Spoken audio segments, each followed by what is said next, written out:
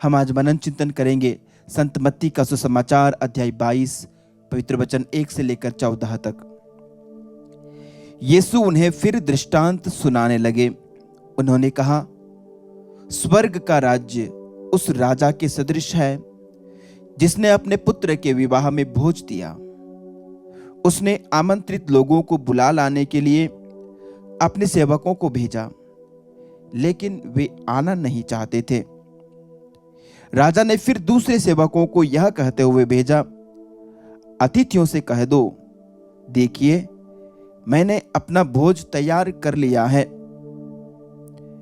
मेरे बैल और मोटे मोटे जानवर मारे जा चुके हैं, सब कुछ तैयार है, विवाह भोज में पधारिए। अतिथियों ने इसकी परवाह नहीं की। कोई अपने खेत की ओर चला गया तो कोई अपना व्यापार देखने। दूसरे अतिथियों ने राजा के सेवकों को पकड़कर उनका अपमान किया और उन्हें मार डाला। राजा को बहुत क्रोध आया। उसने अपनी सेना भेजकर उन हथियारों का सर्वनाश किया और उनका नगर जला दिया। तब राजा ने अपने सेवकों से कहा, विवाह भोज की तैयारी तो हो चुकी है, किंतु अतिथि इसके योग्य नहीं ठहरे। इसलिए चौराहों पर जाओ और जितने भी लोग मिल जाएं, सबको विवाह भोज में बुला लाओ। सेवक सड़कों पर गए और भले बुरे जो भी मिले सब बटोर कर ले आए और विवाह मंडप अतिथियों से भर गया। राजा अतिथियों को देखने आया तो वहां उसकी दृष्टि एक ऐसे मनुष्य पर पड़ी जो विवाहोत्सव के वस्त्र नहीं पहने था। उसने उससे कहा, भाई, विवाहोत्सव के वस्त्र पहने बिना तुम यहां कैसे आ गए? वह मनुष्य चुप रहा। तब राजा ने अपने सेवकों से कहा, उसके हाथ पैर बांधकर इसे बाहर अंधकार में फेंक दो। वहां वे लोग रोएंगे और दांत पीसते रहेंगे, क्योंकि बुलाए हुए तो बहुत हैं, लेकिन चुने हुए थोड़े ही हैं। प्रभु का पवित्र सुसमाचार। हे ख्रिस्त, तेरी स्तुति हो। प्रभु यीशु ख्रिस्त में प्यारे भाइयों, प्यारे बहनों, इन दिनों हम बारंबार प्रभु यीशु के राज्य के बारे में, ईश्वर के राज्य के बारे में सुनते आ रहे हैं। प्रभु यीशु बारंबार हमें स्वर्ग के राज्य के बारे में बतला रहे हैं। साथियों, स्वर्ग है, स्वर्ग है।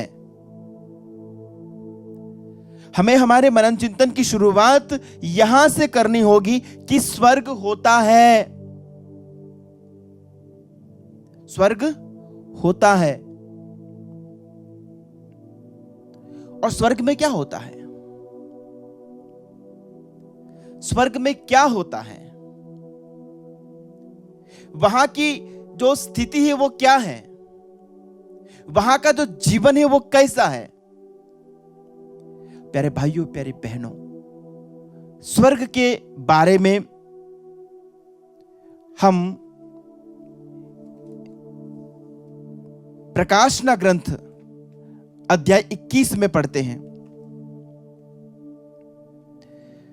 यूहन्ना बतलाते हैं कि तब मैंने एक नया आकाश और एक नई पृथ्वी देखी।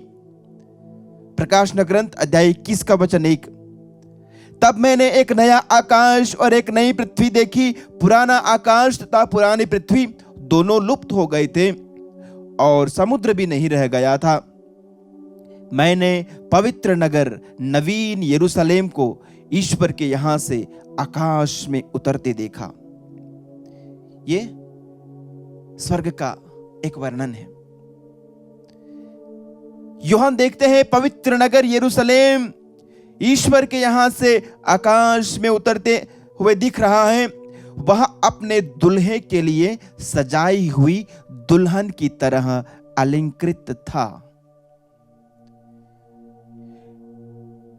नया शहर यरूशलेम एक दुल्हे के लिए सजाई गई दुल्हन की तरह सजा करके उतारा जा रहा था। प्यारे भाइयों, प्यारे बहनों, आगे हम पढ़ते हैं वचन 3 में, तब मुझे सिंहासन से एक गंभीर वाणी ये कहते सुनाई पड़ी, देखो यह है मनुष्यों के बीच ईश्वर का निवास। स्वर्ग ये है मेरे भाई मेरी बहन, स्वर्ग ये है। स्वर्ग किसे कहते हैं? मनुष्यों के बीच ईश्वर का निवास। स्वर्ग है मनुष्यों के बीच ईश्वर का निवास। बागे अदन में प्यारे भाइयों प्यारी बहनों क्या था? मनुष्यों के बीच ईश्वर का निवास। जब पाप इस संसार में आया क्या हुआ? इंसान ईश्वर के उस निवास से दूर हो गया। मनुष्यों ने चुना कि वो ईश्वर की उस दिव्य उपस्थिति से दूर चले जाएं। ये उनकी चॉइस थी, ये उनका निर्णय था। प्यारे भाइयों प्यारे बहनों, प्रभु यीशु उस दृश्य को फिर से स्थापित करना चाहते हैं। इसलिए उन्होंने यूहन्ना को यह दिखाया कि अंत में वो स्वर्गीय यरूशलेम दुल्हन की तरह, दुल्हे के लिए सजाई गई दुल्हन की तरह स्वर्ग से उतरा और सिंहासन से ये वाणी सुनाई पड़ी, यह है मनुष्यों के बीच ईश्वर का निवास।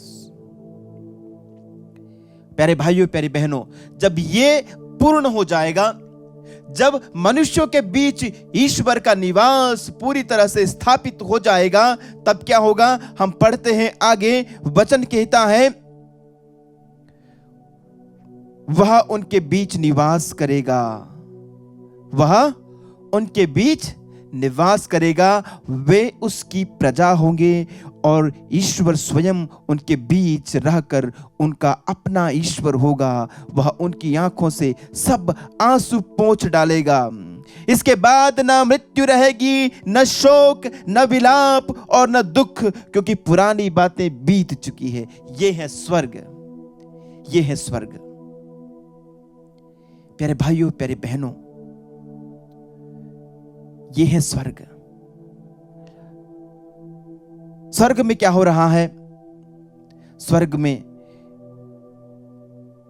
ईश्वर का निवास है, मनुष्यों के बीच ईश्वर का निवास।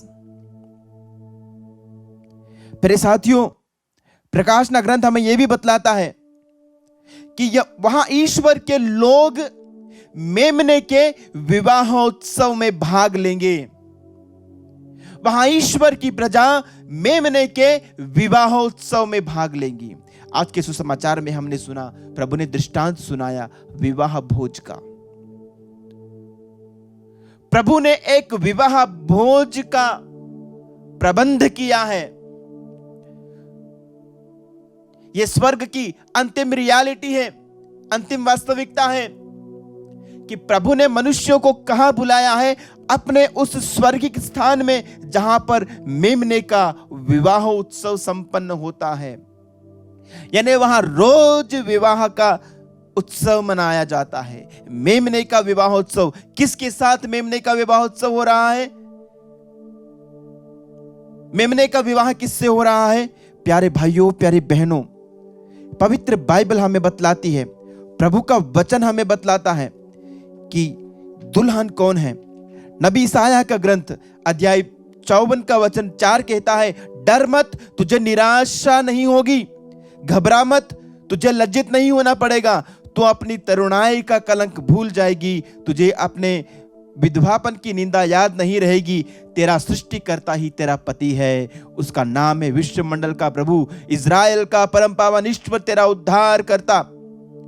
वह समस्त पृथ्वी पर ईश्वर कहलाता है। तो ईश्वर पति है, ईश्वर दुल्हा है, उसकी प्रजा उसकी दुल्हन है, उसकी प्रजा उसकी दुल्हन है।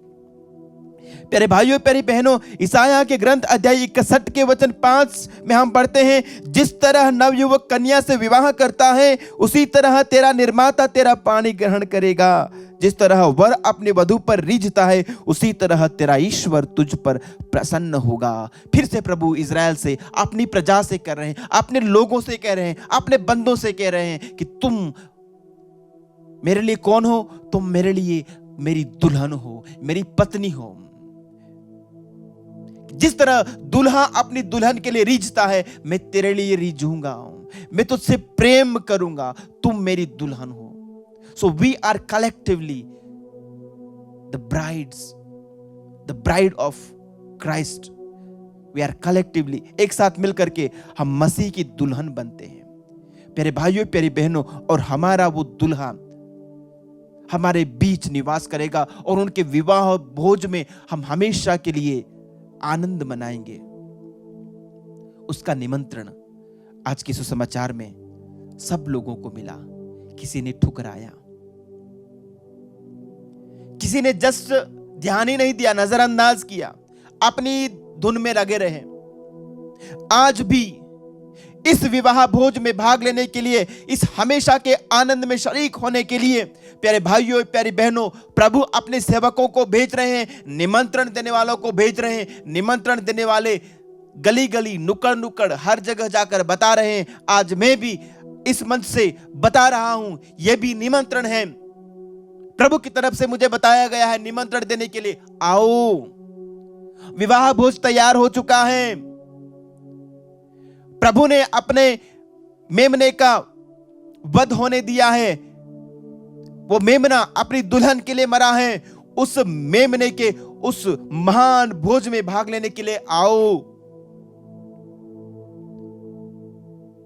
कई लोगों ने ठुकराया और कई लोग तो इतने अधिक क्रूर हैं कि वे जो निमंत्रण देने के लिए आए उनको ही खत्म कर देते हैं। प्यारे भाइयों प्यारे बहनों, आज आप लोगों ने सुन लिया है कि उनके साथ राजा ने क्या किया। राजा को बहुत क्रोध हुआ, उसने अपनी सेना भेजकर उन हथियारों का सर्वनाश किया और उनका नगर जला दिया। प्रभु के वचन को, प्रभु के निमंत्रण को जो ठुकराते हैं और उनके सेवकों के साथ जो बदसलूकी करते हैं, प्यारे भाइयों प्यारे बहनों, उनका न्याय प्रभु ही करेंगे। लेकिन हमारा निमंत्रण है कि सब कोई प्रभु के उस स्वर्गिक स्थान में पहुंचे।